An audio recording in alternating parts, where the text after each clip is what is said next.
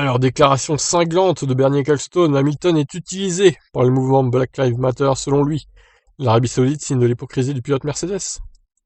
Bernie Ecclestone, Lewis Hamilton et Black Lives Matter, ce n'est certainement pas une histoire d'amour. L'ancien grand argentier de la F1, qui aurait voté Trump 2 fois en 2016 et 2020, s'il avait eu la nationalité, a fait ainsi une nouvelle sortie polémique sur le mouvement BLM dans les colonnes du Télégraphe.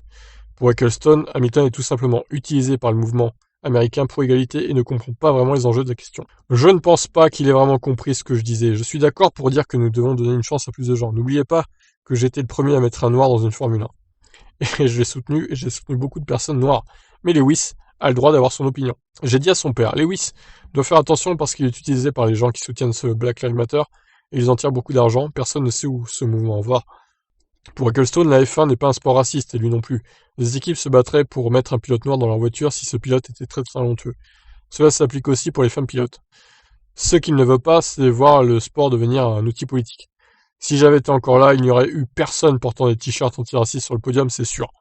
À 100%, il n'y aurait pas eu cette histoire d'agenouillement avant les courses. Je suis d'accord pour dire que le sport devrait faire plus pour encourager la diversité, mais il ne devrait pas être utilisé comme un outil politique. Ce qui prouve l'hypocrisie de la F1, selon Ecclestone, c'est bien l'organisation d'un Grand Prix en Arabie Saoudite. Pourquoi Hamilton ne s'élève-t-il pas aussi publiquement contre ce Grand Prix? Pourra-t-il porter un t-shirt Black Lives Matter aussi? Après l'assassinat de ce journaliste, tout le monde a dit c'est dégoûtant, personne ne devrait aller là-bas en 2 ans. C'est oublié, ils font beaucoup d'histoires pour les mauvaises raisons, pour des raisons politiques.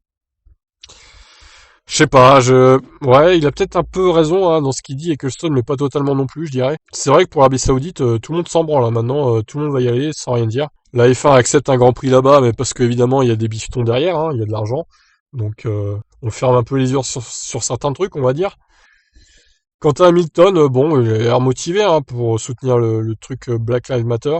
Après, est-ce que ça continuera en 2021? Est-ce qu'il partira toujours des t-shirts? Est-ce qu'ils s'agenouilleront, etc.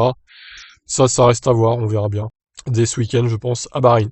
Je vous laisse réagir. Qu'est-ce que vous en pensez, vous, du mouvement BLM? Ciao, ciao.